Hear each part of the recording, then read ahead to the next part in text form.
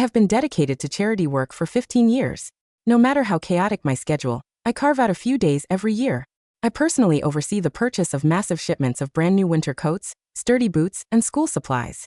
I drive them myself into the deepest, most forgotten hollows of the Appalachian hills. Over the years, I have funded the rebuilding of local schools and paid the salaries of teachers out of my own pocket. Eventually, my annual trips into these isolated valleys began to draw volunteers and charitable organizations from all over the country, all of them wanting to join my caravan. This year, our destination was Pine Ridge, a notoriously impoverished mountain town. I stood at the edge of the gravel parking lot near the community center, handing out supplies to the children as they lined up. Before long, a young girl stepped up to the table. She stood out even among the hollow's neglected children, caked in dry mountain clay, her cheeks hollowed out by hunger. She was little more than a bundle of sharp bones under a threadbare flannel shirt. She kept her head bowed as she took the heavy winter coat I handed her, but she didn't leave the line. She hesitated, her small shoulders tensing, before she whispered in a trembling voice, "Ma'am, could I have a box of pads too?" I stared into her eyes. The world went dead quiet around us for 2 agonizing seconds. Then, with a sudden, violent jerk, I snatched the coat right out of her hands. "You think you deserve my charity?" I said, my voice cold and sharp. The moment the words left my mouth, the entire lot fell into a suffocating silence.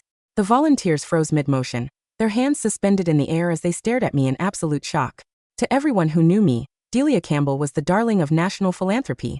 For 15 years, I had built a legacy on rescuing vulnerable, suffering children from the cracks of society.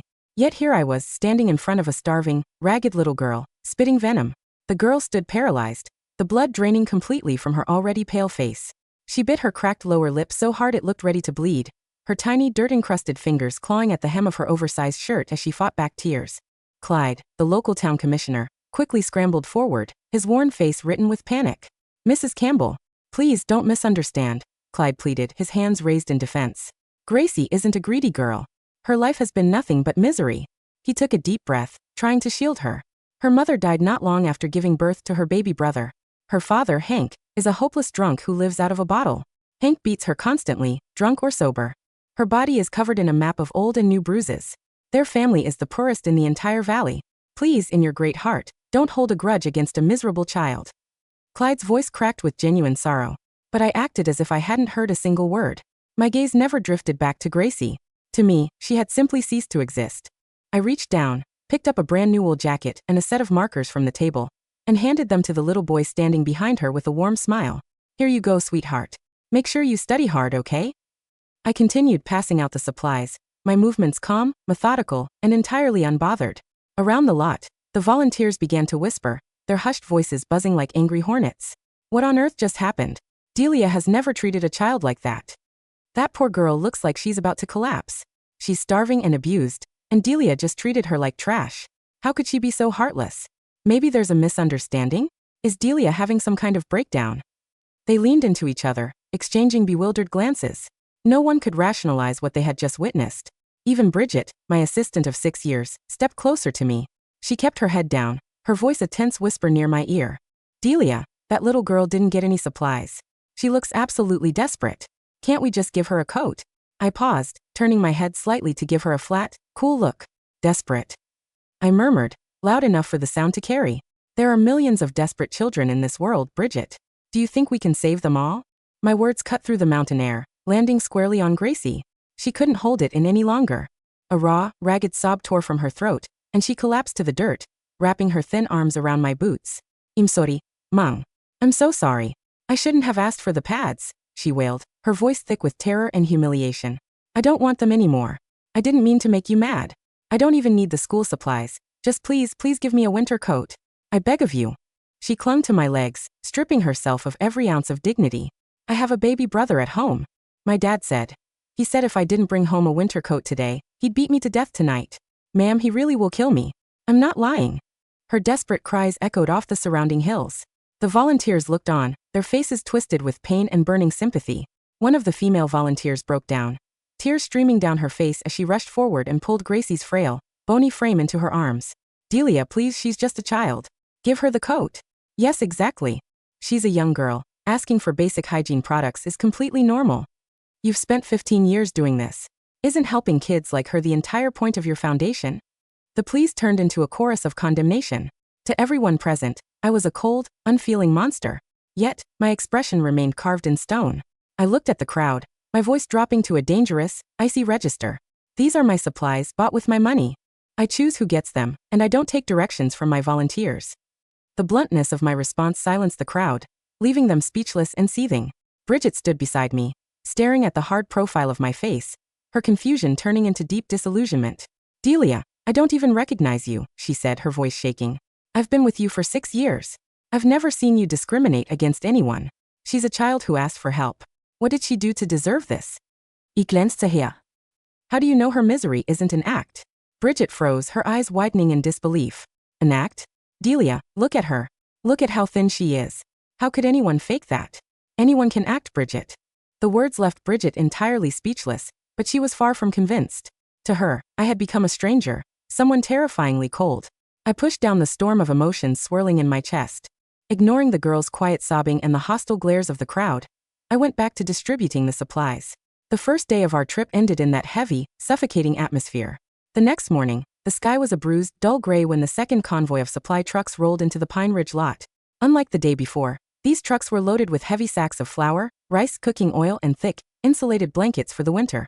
And unlike the day before, Gracie was already there. She was standing at the very front of the line, a solitary, fragile figure in the freezing dawn. She was wearing the same filthy, oversized shirt. Her eyes were bloodshot, and she stood with her weight shifted awkwardly to one side, clearly nursing a leg injury. Clyde walked over to me, letting out a heavy, tired sigh. Word is, when she got home empty-handed yesterday, her daddy nearly beat her to death.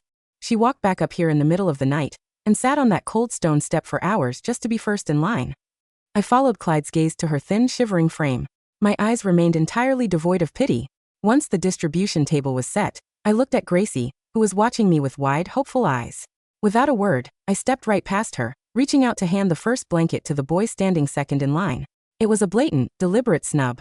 The volunteers' collective restraint, stretched thin over the last 24 hours, snapped. A young male volunteer named Jared lunged forward, slamming his palm onto the folding table. The impact rattled the metal frame, sending several bags of rice spilling onto the dirt. Enough, Mrs. Campbell. What the hell is your problem? Jared roared, his face flushed with anger. Look at these kids. You're helping everyone except her. She is the most desperate child in this hollow. Why are you torturing her? Another volunteer stepped up, her eyes red and brimming with tears of disappointment. We traveled hundreds of miles with you because we respected your work. We believed in your heart. But this is disgusting. This isn't charity. It's abuse. You're using your power to torment a helpless child who has nobody. Suddenly, a reporter in the crowd stepped forward, thrusting a smartphone screen directly into my face. Mrs. Campbell, why don't you take a look at what the rest of the world thinks of your charity? I looked down at the screen. There, sitting at the very top of the trending topics on social media, were 3 hashtags. Hashtag Delia Campbell Bullies Child. Hashtag The Two Faces of Delia Campbell. Hashtag Campbell Organics Boycott. Someone had recorded a video of me snatching the coat back from Gracie the day before. They had uploaded it to TikTok, and overnight, it had exploded across the internet. Thousands of comments were flying by in real time, each one more venomous than the last. Is this woman insane? If you don't want to give, don't give. Why humiliate a starving kid? Did you notice she smiled at all the boys but turned like ice when the girl stepped up? Internalized misogyny much? I bet her entire 15-year career is a fraud. She's probably a sociopath who does this for tax write-offs. This makes me sick. We need a full audit on her foundation immediately. Watching the digital mob tear my life's work to shreds, Bridget began to pace frantically. Delia, what do we do? The internet is destroying you, she cried, her voice trembling. You have to make a statement. Clarify this. If you don't, everything you've built over the last 15 years is going to burn to the ground. I looked at her panicked face, and to her horror, a small, tired smile touched my lips. Clarify what? I asked quietly. Everything in that video is real. I did snatch the coat. They aren't lying. My apparent indifference was the final straw. 3 of the lead volunteers stepped forward, their faces twisted in disgust. They ripped their official foundation badges off their chests and tore off their volunteer vests, throwing them onto the gravel at my feet. We're done. We are not spending another second helping you build your ego. We joined this foundation to protect the vulnerable, not to watch a billionaire bully a child. You stand there so high and mighty, and you don't even have the decency to admit you're wrong. We're leaving, Delia. And we are never coming back. One by one, the other volunteers followed suit, stripping off their gear and leaving it in a pile on the ground. The warm, unified team I had spent years building fractured in a matter of minutes. I watched them turn their backs on me. My mouth opened, a sudden urge to scream the truth rising in my throat, but I forced myself to swallow it down. I couldn't speak. Not yet. I needed absolute certainty first. Delia, they're all leaving, Bridget whispered, her voice hollow. Are you really not going to say anything? I can't force them to stay, Bridget. Bridget stared at me, her eyes clouded with profound disappointment. If all of this is true, if you really are this cruel, then I guess I wasted 6 years of my life believing in a lie. I took a deep, steadying breath and met her gaze. Bridget, in your heart, do you honestly believe I am the monster they say I am? Bridget opened her mouth to say no, but her eyes fell to the pile of discarded vests on the dirt, and she looked away. The silence was her answer. Within minutes, the lot was empty, save for the scattered supplies, a pile of volunteer vests, and a group of terrified, whispering locals. Clyde stood to the side, wringing his calloused hands, his face pale. He was terrified that in my anger, I would pack up the trucks, cancel our funding, and leave Pine Ridge to freeze. Gracie too seemed frightened by the chaos. She trembled, her eyes wide as she looked at me. I'm sorry, Mang. It's all my fault. Please don't fight with the others. I don't need anything, I'll go. Seeing her like this, Bridget snapped. She stepped past me, marched over to the supply table, and picked up a heavy winter coat, a sack of flour, and a bottle of cooking oil. She shoved them into Gracie's arms. Take it, Bridget said fiercely, and go home. I watched the exchange, but did not move to stop her. Instead, I turned to Clyde, my voice calm and steady. Don't worry, Clyde. Every cent of the funding I promised Pine Ridge will be delivered. I don't break my contracts. Clyde let out a long, shuddering breath, his shoulders sagging with relief as he muttered his thanks. That afternoon, my phone rang. It was my head of PR. Angry mobs were flooding our corporate accounts, spamming our pages with boycotts. Sales for Campbell Organics had plummeted off a cliff in a matter of hours. Our retail partners were already sending termination notices for our distribution contracts, threatening massive lawsuits for brand damage. By evening, my father, who had been frail for years, heard the news. The stress triggered a massive stroke, and he was rushed to the ICU. Then came the calls from my husband, Matthew. Delia, you have to make a public statement. Apologize, do whatever it takes. The company is going to collapse. The world was spinning out of control. Everyone was screaming at me to bow my head, to beg for forgiveness. But I stayed in my motel room near the hollow, waiting for the one thing that mattered. On the 4th day, the storm reached its peak. A swarm of independent journalists and local news reporters descended on Pine Ridge, their cameras pointed at Gracie's front door. They interviewed her in the dirt yard of her shack, capturing her small, shivering frame against the backdrop of rural poverty. Gracie wept on camera, her voice cracking as she described her daily struggle. Sweetie, one reporter asked gently, leaning in with a microphone. Is it true that the rich lady from the city bullied you? Gracie immediately shook her head, wiping her nose with her sleeve. No. Mrs. Campbell is a good lady. It's my fault. I was greedy. I shouldn't have asked for things I didn't deserve. Emil Himmel. Her attempts to defend her bully only made the public more furious. The internet exploded with righteous indignation. And then my phone buzzed. It was Matthew again, his voice tight with raw panic. Delia, it's bad. Someone leaked Toby's school address online. My heart stopped. The blood in my veins turned to ice. What? They're posting online that if you don't make a public kneeling apology within 24 hours, they're going to pay Toby a visit at school. Delia, you need to get back here. I had remained calm through the destruction of my reputation, the loss of my company, and the betrayal of my staff. But the moment they threatened my son, a primal, white-hot rage flared in my chest. I'm driving back now, I said. I hung up, grabbed my keys, and walked out of the motel. But when I reached my SUV, I found the exit blocked. A crowd of reporters and local activists had tracked me down. They swarmed the vehicle, blocking my path, their cameras flashing against my windshield. She's trying to run, someone shouted. Are you scared now, Delia? Why did you bully that little girl? Give us an explanation. You can't just leave after what you did. Lenses were pressed against my side windows, capturing my pale, furious face. I put the car in park, turned off the engine, and stepped out. You want an explanation? I said, my voice cutting through the noise. I reached into my pocket, pulled out my phone, and slipped a small, worn photograph from the back of the case. I held it up, facing the lenses of the cameras. This is my explanation. The crowd fell instantly silent. The reporters squinted, and the cameras zoomed in on the small, faded piece of paper. And as the image registered, the anger in the crowd evaporated, replaced by a sudden chilling shock. The silence that fell over the parking lot was absolute, heavy enough to drown out the mountain wind rustling through the dead pine needles. The reporters blinked, their lenses adjusting. The livestream cameras focused on the worn, laminated piece of paper trembling slightly between my fingertips. It was not a family photo. It was an official FBI missing persons flyer dated 6 years ago. Above the bold red lettering of National Center for Missing and Exploited Children sat the bright, smiling face of a 4-year-old girl with gold curls and clear, hazel eyes. Below it was a secondary, high-resolution photo taken from a police database. A close-up of a distinct, star-shaped birthmark behind her left earlobe.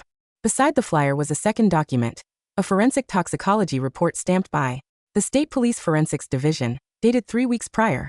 Her name isn't Gracie, I said. My voice was low, flat, and echoed off the side of the news vans. Her real name is Lily Vance. She was abducted from a grocery store parking lot in Roanoke 6 years ago. A collective gasp rippled through the press corps. A female reporter from an affiliate station lowered her microphone, her mouth hanging open. Look at the viral video again, I commanded, pointing my finger at the smartphone held by the journalist in front of me. Look at her neck when she bent down. Look right behind her left ear. The journalist frantically scrubbed back the footage on his screen, zooming in on the dirt-caked skin behind the girl's earlobe. Beneath the layer of dry mountain clay, clear as day, was the faint, reddish outline of a star-shaped birthmark. The clay wasn't from playing in the hollow. I continued, my eyes scanning the stunned faces of the crowd. It was deliberately rubbed onto her skin to hide that mark. And the dad, Hank, isn't a grieving widower or a local drunk. He is a key operative in an interstate child exploitation and drug trafficking ring that has operated out of these hills for a decade. The crowd stared at me, completely paralyzed. 3 weeks ago, I said, a confidential informant inside the state police sent me a tip that Pine Ridge wasn't just poor, it was being used as a staging ground for a human trafficking syndicate headed by local authorities. Hank uses kidnapped children as bait to draw charity caravans into the hollows, stealing the supplies to sell on the black market, while using the kids to traffic narcotics across county lines. Then why? A young reporter stammered, his voice trembling. Why did you snatch the coat from her? Why did you act so cruel?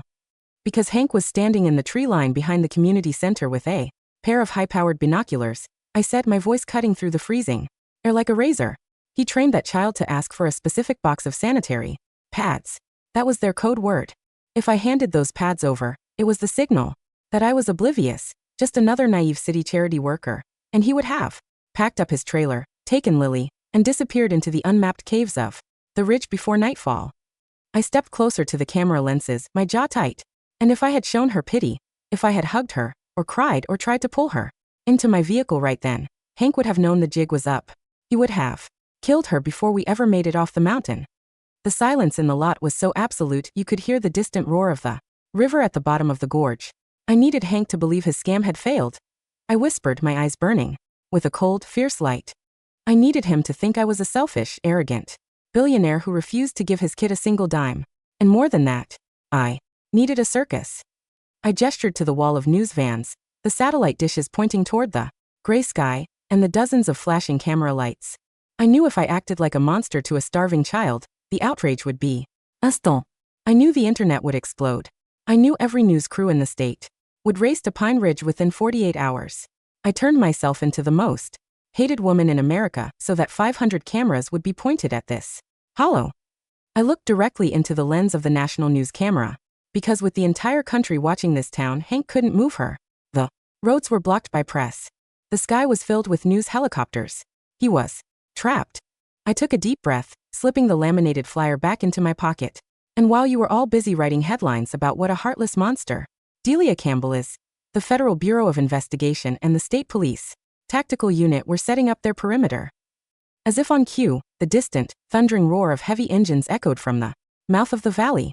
Four black, armored police bearcats burst through the tree line at the edge of the gravel road, followed by a convoy of unmarked black SUVs with blue and red lights strobing against the pine trees.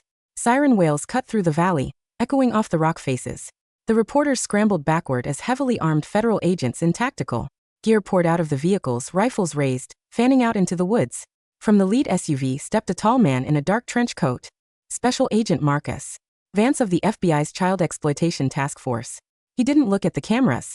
He walked straight up to me, pulling a radio from his vest. Perimeter is sealed, Delia, Agent Vance said, his voice grim. Thermal imaging confirms 3 adults and 4 minors inside the cabin at the end of the creek bed. We have eyes on Hank. Is Lily safe? I asked, my voice cracking for the first time in 4 days. She's inside the structure. Tactical Team Alpha is moving in now. The reporters surged forward, shouting questions, microphones thrusting frantically toward Agent Vance. Agent Vance, is Mrs. Campbell working with the FBI? Was this entire incident a planned sting operation? How many children are in that cabin?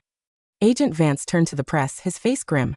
4 days ago, Mrs. Delia Campbell provided this agency with actionable intelligence regarding a major trafficking network operating in this county. She voluntarily subjected herself to public ruin, corporate destruction, and personal endangerment to ensure these suspect individuals could not relocate the victims before federal warrants could be executed. He looked at me, giving a brief, respectful nod. Her actions saved those children's lives. Behind us, a loud, panicked curse echoed from the edge of the parking lot. Clyde, the town commissioner who had stood beside me 2 days ago weeping for poor little Gracie, was slowly backing away toward his pickup truck, his face the color of chalk. Clyde Miller. Agent Vance called out, his voice booming over the sirens. Clyde turned to run, but 2 tactical agents tackled him to the gravel before he could take 3 steps. They slammed him onto his stomach, ratcheting heavy zip ties around his wrists. You're making a mistake. Clyde shrieked, his face pressed into the dirt. I'm the commissioner. I don't know nothing about no kids. Save it for the grand jury, Clyde. Vance said coldly.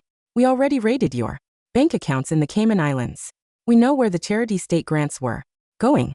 I stood motionless as the agents dragged Clyde away.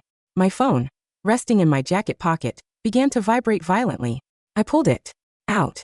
It was Bridget. I answered it and pressed the phone to my ear. Delia? Bridget's voice was barely audible over the line, shaking violently, choked with heavy hysterical sobs. I just saw the news feed. Oh God. Delia, the FBI, the flyer. I didn't say anything.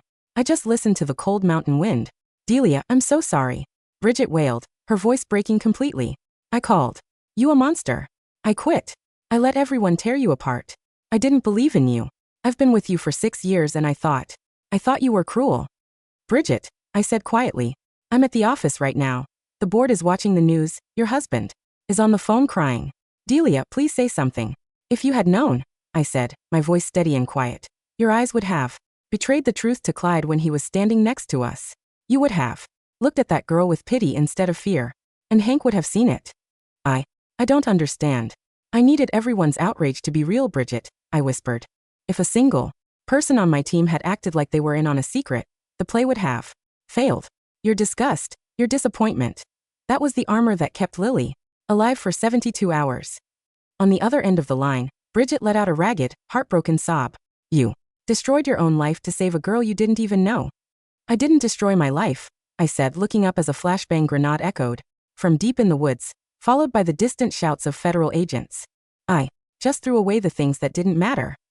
10 minutes later, I walked down the narrow, muddy trail leading to Hank's cabin, accompanied by Agent Vance and 2 armed escorts. The reporters were held back at the perimeter, their cameras zooming in from a distance. The cabin was a rotting wood structure built over a damp hollow. The air smelled foul, a mixture of wood smoke, damp mold, and cheap whiskey. The door had been kicked off its hinges. Hank lay on the porch in steel handcuffs, his face bruised, spitting blood onto the wooden planks as 2 federal agents held him down. When he saw me walking down the path, his yellowed eyes filled with a terrifying, rabid hatred. You crazy bitch. Hank roared, thrashing against his restraints. You set us up. You staged the whole goddamn thing. I stopped in front of him. I didn't look down with anger. I looked at him the way one looks at a venomous snake that has finally been rendered harmless. You told her to ask for the pads, I said quietly. You thought because I was a woman from the city, I wouldn't notice that a 10-year-old child malnourished to the point of severe stunted growth couldn't possibly need menstruation supplies. You were lazy, Hank. You used a script you didn't understand. Hank snarled, trying to spit at my boots, but an agent shoved his head back onto the porch floor. Take him to the transport van, Vance ordered. I stepped over the threshold into the dark cabin. The interior was filthy. Sacks of flour and rice, the very supplies I had delivered on previous charity trips, were stacked against the back wall marked with black spray paint, ready to be loaded into bootleg supply trucks. In the back corner, behind a heavy plywood partition, sat 4 children. They were huddled together under a single, threadbare blanket. 3 boys aged between 5 and 9 and Lily. A female state trooper was kneeling in front of them, offering them warm juice, boxes, and foil thermal blankets. When Lily heard my boots on the floorboards, she flinched, pulling the blanket over her chin. She looked at me with wide, terrified eyes. the same eyes that had stared up at me 2 days ago when I snatched the coat from her hands. I didn't rush forward. I didn't make a loud noise. I slowly dropped to my knees on the dirty floorboards, 10 feet away from her. I reached into my heavy winter coat, pulled out a brand new bright pink wool jacket, the softest one from the top shipment, and laid it gently on the floor. Between us. Beside it, I placed a small, wooden box of art markers and a thick drawing pad. "Hello, Lily," I said softly. My voice was no longer cold. It was the voice I used when I read bedtime stories to my son Toby. The girl froze. Her small shoulders tensed. You called me Lily. That's your name," I whispered, tears finally welling in my eyes, hot and stinging. "Your name is Lily Vance. You were born in Roanoke. Your mother's name is Sarah, and your father's name is David. And they have been looking for you every single day for 6 years." Lily's breath hitched. A tiny, fragile tremor passed through her bony frame. My mom," she whispered, her voice cracking. She didn't leave me.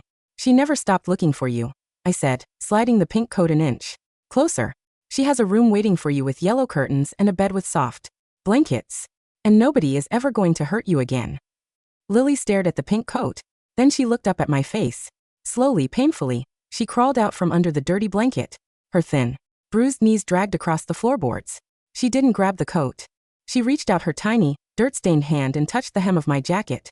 You were mad at me at the parking lot," she whispered, a tear cutting a clean white line through the dirt on her cheek. I thought you hated me." I reached out, wrapping my arms around her small, fragile body, pulling her tight against my chest.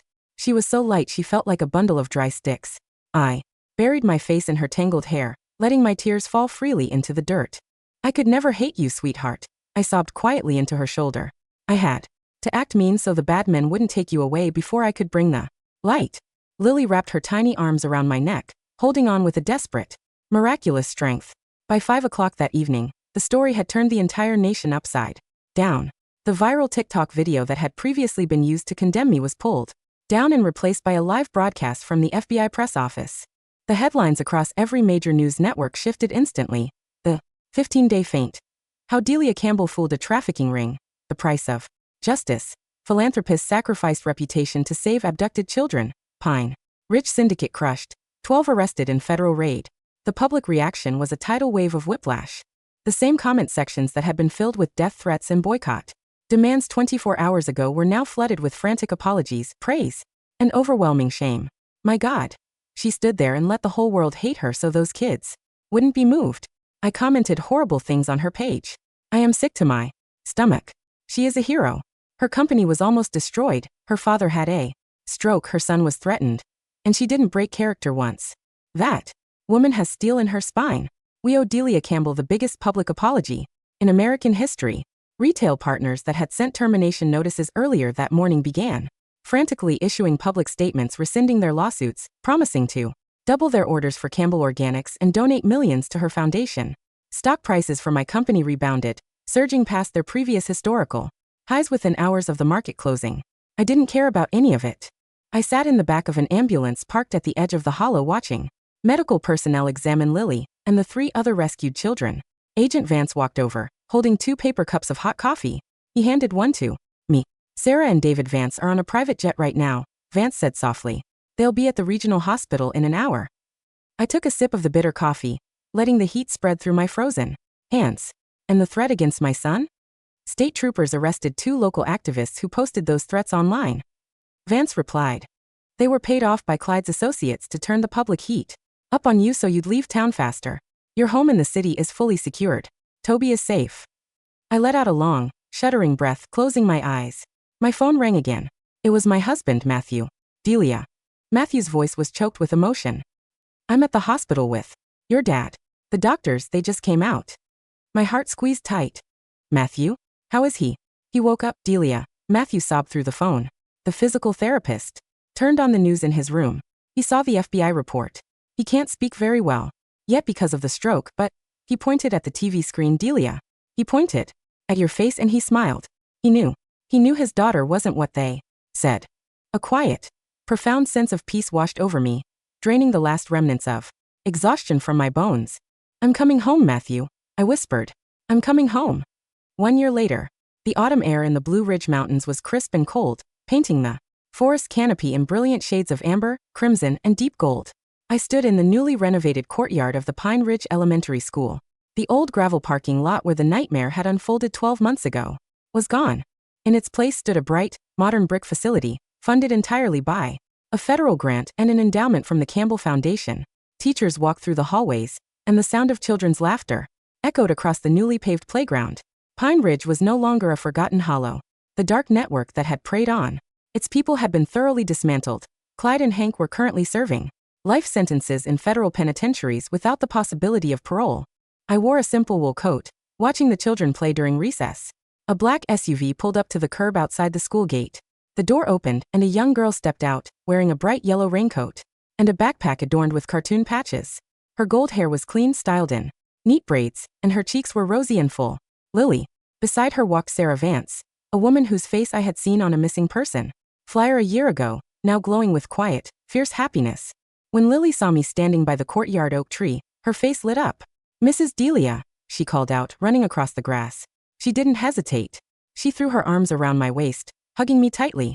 I kneeled down, wrapping my arms around her, holding her close. "How is second grade?" I asked, pulling back to look at her bright hazel eyes. "I got an A on my spelling test," Lily announced proudly, pulling a paper with a bright red star from her folder. "And my mom says we're going to plant sunflower seeds in the garden this weekend." Sarah Vance walked over, standing beside us. She looked down at me, her eyes filled with a depth of gratitude that no words in the English language could ever fully express. "She asks about you every week, Delia," Sarah said softly, placing a hand on her daughter's shoulder. "Every time she wears that pink coat, she tells her friends that her guardian angel bought it for her." I stood up, smiling at Sarah. She bought it herself with her strength. As Lily ran off to join her classmates on the swings, Sarah turned to me, her voice lowering. "Do you ever regret it? The 4 days when the whole world hated you." I looked out over the playground, watching Lily laugh as she soared high into the crisp autumn sky, her gold braids flying in the wind. I thought about the volunteer vests that had been piled in the dirt. I thought about the hostile headlines, the boycotts, the terrifying hours when my family was threatened, and the sheer, suffocating weight of holding a secret that made me look like a monster. And then I looked at the bright, living proof of a child restored to her mother's arms. "True charity," I said quietly, "isn't about handing out coats so people will think you are kind. It's about being willing to walk through the fire so someone else doesn't burn." I took a deep breath of the cold mountain air, feeling the warm sun break through the clouds above the ridge. "I would do it all over again," I said, in a heartbeat.